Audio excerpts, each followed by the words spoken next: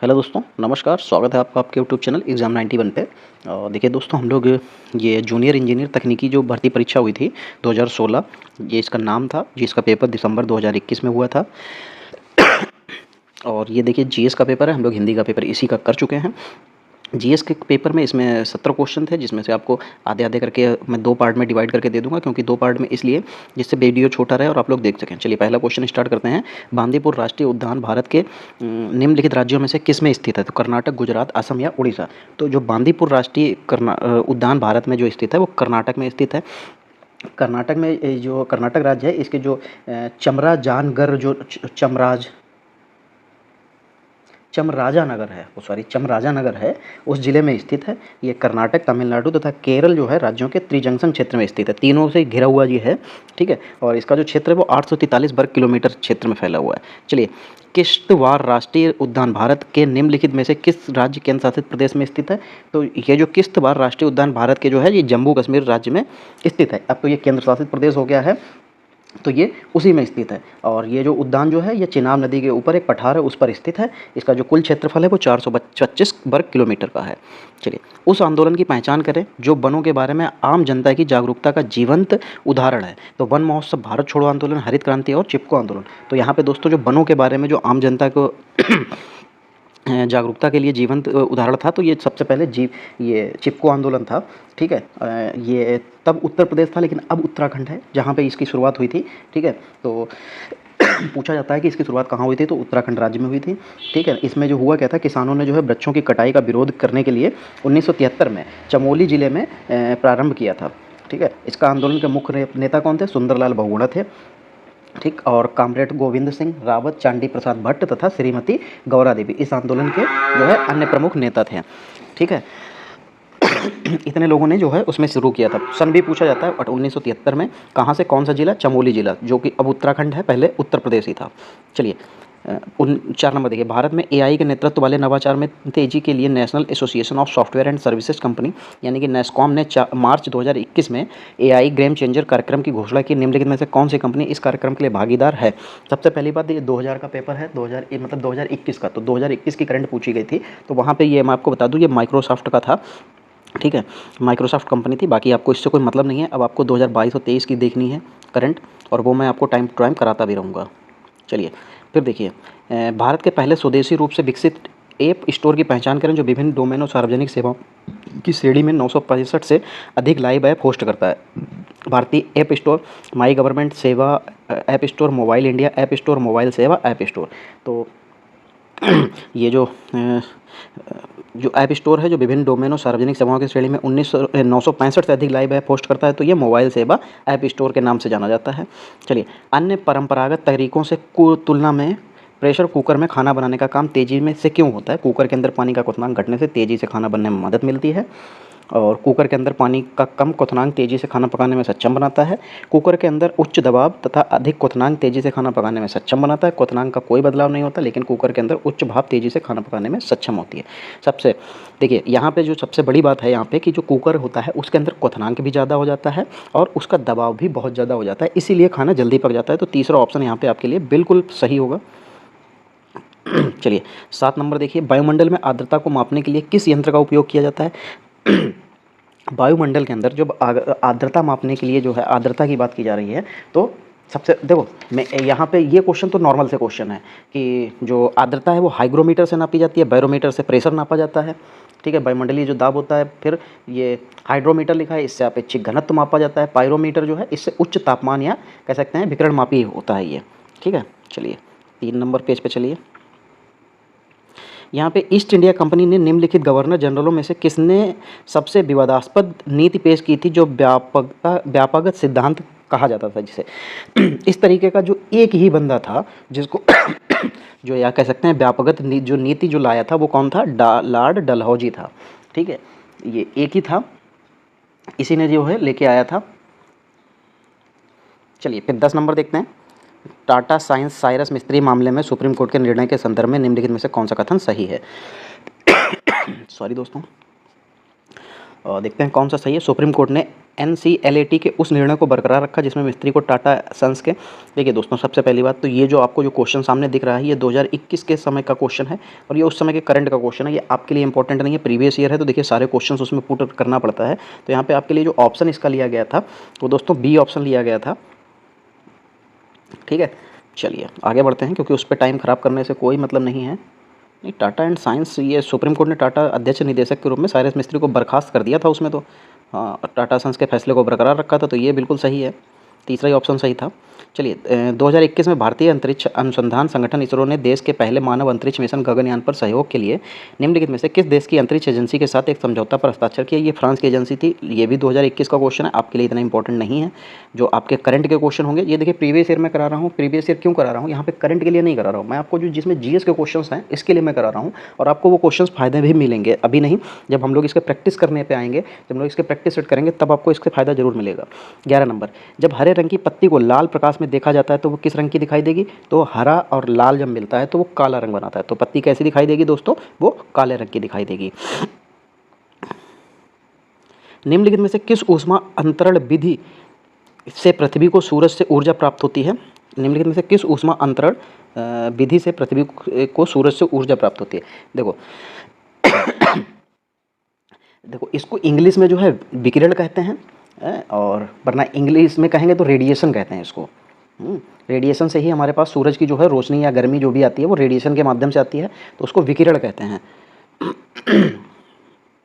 चलिए अब आगे बढ़ते हैं। 13वां नंबर क्वेश्चन देखते हैं कि भारत का पहला प्रयोगात्मक उपग्रह किस वर्ष लॉन्च किया गया था। देखिए इस तरीके के जीएस के क्वेश्चन के लिए ही हम लोग ये प्रीवियस ईयर लेके आए हैं, क्योंकि ये क्वेश्चन आपको जल्दी बुक्स में ढूंढने से मिलते हैं, आपको एक जगह पे नहीं मिलते हैं। तो जब ये हम लोग प्रीवियस ईयर करेंगे तो इस तरीके के क्वेश्चन आपको देखने को मिलेंगे। ये रिपीटेड भी होंगे तो याद हो जाएंगे, नहीं याद होंगे तो 2-4 बार वीडियो देखिए याद हो जाएगा।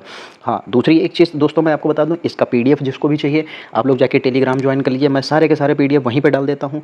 हाँ, व्हाट्सअप ज्वाइन करना चाहते हैं, किसी तरीके के कोई ग्रुप डिस्कशन है, आपस में आप लोग अपना बात करना चाहते हैं तो उसका लिंक भी मैं प्रोवाइड करा दूंगा आपको। आप लोग वहाँ से भी जो है व्हाट्सअप को भी ज्वाइन कर सकते हैं अपने डिस्कशन के लिए, अपनी बातों को रखने के लिए, या कोई भी अगर किसी भी तरीके का किसी का भी कोई क्वेश्चन होता है तो आप ग्रुप में डालिए, वहाँ पे बच्चे जवाब देंगे, नहीं जवाब देंगे तो उसके लिए मैं बैठा हूँ, मैं जवाब दूंगा। चलिए, भारत में पहला प्रयोगात्मक उपग्रह किस वर्ष लॉन्च किया गया था। तो ये दोस्तों 1975 में लॉन्च किया गया था। ठीक है, चलिए 14 नंबर देखते हैं। दांडी मार्च, जिसे साल्ट मार्च और दांडी सत्याग्रह के आंदोलन के नाम से भी जाना जाता है, निम्नलिखित में से किस आंदोलन के शुरू होने के कारण बना था। तो भारत छोड़ो आंदोलन, असहयोग आंदोलन, चौरी चौरा कांड या सभी अवज्ञा आंदोलन। देखो ये क्वेश्चन इतना अच्छा क्वेश्चन है कि इसकी लैंग्वेज आपको नहीं मिलती है बुक्स में। हम लोग इसके बारे में पढ़ चुके होते हैं कि ये पढ़ा होता है कि दांडी जो नमक सत्याग्रह था ये किस आंदोलन के बाद में शुरू हुआ था, किसकी वजह से स्टार्ट हुआ था। तो सभी ने अवज्ञा आंदोलन ये सबको पता होता है, लेकिन इसकी लैंग्वेज की वजह से हम लोग इसको गलत कर देते हैं कई बार। तो यहाँ पे लैंग्वेज की वजह से ही कि UPTPSC किस तरीके की लैंग्वेज रखता है ये आपको दिखाने थे। ये 45 प्रश्न, जो 45 पेपर हैं आपको ये सिखा देंगे। चलिए 15 नंबर, निम्नलिखित में कौन सा रासायनिक परिवर्तन का उदाहरण है। आइसक्रीम का पिघलना, केक बनना, पानी का भाप में परिवर्तन और बिजली के बल्ब का जलना। तो दोस्तों देखो जो रासायनिक परिवर्तन है वो केक का बनना हो जाएगा। ठीक है, रासायनिक परिवर्तन होता क्या है, जब तक आपको ये नहीं पता होगा आप इसको सॉल्व नहीं कर पाओगे। रासायनिक परिवर्तन वो परिवर्तन होता है जैसे हम जिस चीज़ पे अब खड़े हैं, हमको जो बना दिया गया है, हम उसकी पूर्व अवस्था में ना जा सकें, ये पूर्व मतलब पिछली अवस्था में ना जा सकें, वो रासायनिक परिवर्तन होता है। अब जैसे आपने केक तो बना लिया केक के लिए ब्रेड बनाई, उसके ऊपर क्रीम वगैरह सारी चीज़ें लगा के बना दी, लेकिन अब इसको हम पूर्व पिछली अवस्था में नहीं ले जा सकते। ठीक है, आइसक्रीम पिघल जाएगी, दोबारा से कर सकते हो। पानी का भाप होगी, भाप से फिर वो पानी बन जाएगा। बिजली के बल्ब का जलना होगा, बुझना होगा, ये सब चलता रहेगा। तो ये रासायनिक क्रियाएं नहीं है। चलिए 16 नंबर, प्रथम क्वाड शिखर सम्मेलन 2 मार्च 2021। ये देखिए 2021 का क्वेश्चन है अब, लेकिन हाँ 2022 में जो 2023 में जो क्वाड सम्मेलन हुआ है आप इसके बारे में जरूर पढ़ लीजिएगा। बाकी यहाँ पे 4 राष्ट्र शिखर सम्मेलन में हिस्सा लिए थे, भारत, संयुक्त राज्य अमेरिका, जापान और ऑस्ट्रेलिया। ये क्वेश्चन अभी जो क्वाड सम्मेलन हुआ है 2023 में या 2022 में, आप इसको जरूर पढ़ के जाइएगा। एक क्वेश्चन अभी PCS में पूछा गया था कि जो एक योजना चलाई गई थी वो चीता संरक्षण करके या कुछ था, जहाँ से नामीबिया से वो 4-5 चीते जो आए थे उसके ऊपर, उसके जो योजना थी उस योजना का नाम पूछा गया था। उस योजना का नाम नहीं, सॉरी, उस योजना का नाम दिया हुआ था, पूछा गया था कि उसके जो चीते आए थे वो किस देश से मंगाए गए थे। अब सोचिए इस तरीके का क्वेश्चन अगर आपके सामने आएगा तो अगर आपने नहीं पढ़ा है तो फंस जाओगे। वो नामीबिया से मंगाए गए थे, 4-5 चीते थे। चलिए 17 नंबर देखिए, निम्नलिखित में कौन भारतीय वायुसेना IAF के लिए हिंदुस्तान एरोनॉटिक लिमिटेड HAL द्वारा संयुक्त रूप से विकसित seater twin engine multi role लड़ाकू विमान है? तो ये लड़ाकू विमान सॉरी, लड़ाकू विमान कौन सा हो जाएगा? Su-30 MKL। ठीक है, चलिए प्रोटीन्स छोटे बिल्डिंग ब्लॉक से बने होते हैं जिन्हें किस नाम से पुकारा जाता है? Nucleic acid, fatty acid, amino acid या एसिटिक एसिड? तो ये अमीनो एसिड होते हैं। यही जो है प्रोटीन्स के छोटे छोटे बिल्डिंग ब्लॉक से बने होते हैं, इन्हीं को हम लोग अमीनो एसिड कहते हैं। 19 नंबर देखिए, 2017 में वैज्ञानिकों ने ब्रह्मांड में सबसे प्राचीन स्पिरल आकाशगंगा यानी कि स्पाइरल गैलेक्सी की खोज की, जो बिग बैंग के ठीक 2.6 अरब साल बाद मौजूद थी। इस आकाशगंगा को किस नाम से जाना जाता है? देखिए ये क्वेश्चन उस तरीके से तो नहीं इंपॉर्टेंट है, लेकिन इसका जो नाम है ये थोड़ा सा टिपिकल है, इसलिए इंपॉर्टेंट हो जाता है। इसका जो नाम है A1689 B11, ये इसका नाम था। तो याद कर लीजिए, रट लीजिए, क्योंकि भैया रटना तो पड़ेगा, अगर पेपर देना है तो रटना पड़ेगा। चलिए 20 नंबर देखिए, जनवरी 2021 में भारत सरकार ने प्रतिबंधात्मक आपातकालीन उपयोग के लिए देश में निर्मित किए जा रहे 2 कोरोना वायरस टीकों को मंजूरी दी। भारत में 18 वर्ष और अधिक आयु के सभी लोगों को वर्तमान में दिए जा रहे इन टीकों की पहचान करना है। मॉडर्न और स्पुतनिक अपने इंडिया में नहीं दिया गया था। कोविशील्ड और कोवैक्सीन हाँ ये दिए गए थे। कोरोनावैक और नोवैक्स ये भी नहीं। कोवेंडेशिया या जॉनसन ये भी नहीं। अपने इंडिया में यह कोविशील्ड और कोवैक्सीन ही दी जा रही थी। चलिए, भारतीय स्वतंत्रता के प्रथम संग्राम 1857 के संदर्भ में निम्नलिखित कथनों को पढ़ें और सही विकल्प को चुनना है। इसे सिपाही विद्रोह यानी कि सिपोही म्यूटिनी के नाम से भी जाना जाता है। हाँ ये जाना गया था। ठीक है यह जम्मू कश्मीर के उधमपुर जिले से शुरू हुआ था। हाँ बिल्कुल सही है, उधमपुर से ही पहली बार स्टार्ट हुआ था। यह दिल्ली, आगरा, कानपुर और लखनऊ में व्यापक रूप से फैला था। नहीं ऐसा नहीं, उधमपुर या नहीं, ये 1857 की क्रांति ये जो है मेरठ से स्टार्ट हुई थी, उधमपुर से नहीं। उधमपुर मेरठ में पड़ता है, जम्मू कश्मीर में नहीं। तो दूसरा वाला ऑप्शन आपका ये गलत हो जाएगा। और यह दिल्ली, आगरा, कानपुर और लखनऊ से व्यापक रूप से फैला था। नहीं, व्यापक रूप से नहीं, सबसे ज़्यादा मेरठ में था। फिर ये आगरा, दिल्ली, कानपुर और लखनऊ थोड़ा थोड़ा इनमें भी फैला था। तो यहाँ पे पहला सही है, तीसरा भी सही ले सकते हैं। ठीक है व्यापक रूप से कह सकते हैं, बहुत ज़्यादा इस तरह नहीं, लेकिन मेरठ से फैला, धीरे धीरे ये पूरे देश में फैलता चला गया था। तो व्यापक रूप शामिल कर सकते हैं, लेकिन उधमपुर जो है मेरठ में है नहीं, जम्मू कश्मीर में तो बिल्कुल नहीं। तो दूसरा ऑप्शन गलत हो जाएगा। ABC सभी सही है, गलत। ABC सही है किंतु B गलत है। A और C सही है किंतु B गलत, बिल्कुल सही, B गलत है। चलिए 22 नंबर देखिए, अप्रैल 2021 जैसे देखा, हम इसके बारे में कुछ नहीं पढ़ेंगे, हम सीधे इसका आपको आंसर बता देंगे कि व्हाट्सएप है। आगे बढ़ते हैं। काकोरी मामले में पकड़े जाने के बाद अशफाक उल्ला खां को किस जेल में कैद किया गया था? फैजाबाद, मद्रास, पटना या वाराणसी? तो दोस्तों इनको फैजाबाद की जेल में कैद किया गया था।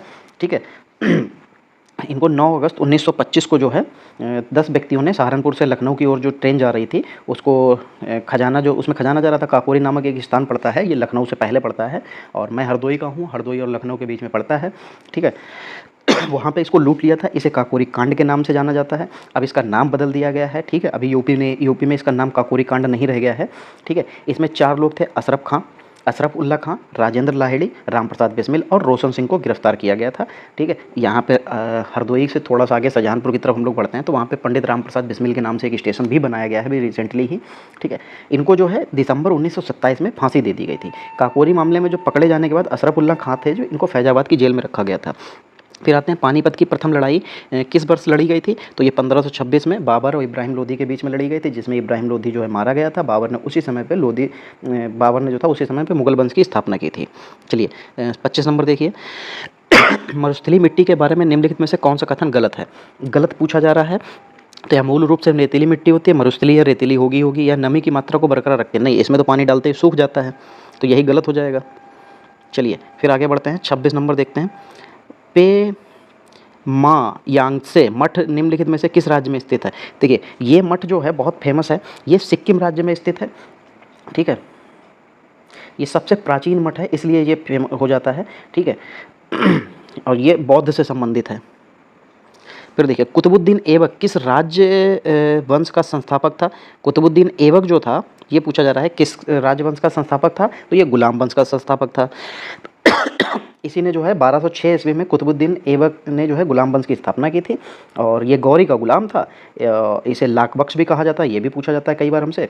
और इसने जो अपनी राजधानी बनाई थी वो लाहौर में बनाई थी। बस इतना ही क्वेश्चन यहाँ से इंपॉर्टेंट थे। चलिए 28 नंबर देखिए, भारत का विभाजन होने पर भारत और पाकिस्तान के बीच शहरबंदी रेखा के रूप में 17 अगस्त 1947 को निम्नलिखित में से कौन सी लाइन प्रकाशित की गई थी। ठीक है, देखो ये क्वेश्चन कई तरीके से पूछा जाता है। ठीक, तो अब यहाँ पे ये पूछा गया कि भारत और पाकिस्तान को अलग करने वाली जो लाइन है उसको क्या कहते हैं, तो उसको रेड क्लिफ लाइन कहते हैं। ठीक, पाक स्टेट लाइन जो है वो भारत और श्रीलंका को अलग करती है। मध्य उसके बनी है डूरंड लाइन, पाकिस्तान और अफगानिस्तान के बीच में। मैकमोहन, भारत चीन के मध्य में। चारों बता दी आपको, चारों यहाँ से देख लीजिएगा। चलिए फिर 29 नंबर देखिए, 2018 में भारत के किस सशस्त्र बल ने प्रधानमंत्री के डिजिटल इंडिया, आयुष्मान भारत और मिशन इंद्रधनुष के दृष्टिकोण को ध्यान में रखते हुए मिड वॉच नामक एक अभिनव मोबाइल स्वास्थ्य ऐप लॉन्च किया। तो ये भारतीय थल सेना ने, भारतीय नौसेना ने, सीमा सुरक्षा बल ने, भारतीय वायुसेना बल ने। तो ये भारतीय सेना बल ने जारी किया था। चलिए 30 नंबर देखिए, निम्नलिखित में कौन सी धातु इंसुलिन में पाई जाती है। कौन सी धातु इंसुलिन, अच्छा जिंक, कॉपर, आयरन या मैग्नीशियम। तो जो इंसुलिन में जो दोस्तों पाया जाता है वो जिंक पाया जाता है। क्या पाया जाता है, जिंक पाया जाता है। बाकी देखिए दोस्तों, यहाँ पे एक पार्ट आपका ये जीएस का यहीं पे ख़त्म होता है। इसका जो सेकंड पार्ट है वो दोस्तों आपको मिल जाएगा। इसमें आपको 35 क्वेश्चन उसमें होंगे। 65 क्वेश्चन टोटल थे, 30 इसमें होगा, 35 उसमें हो जाए।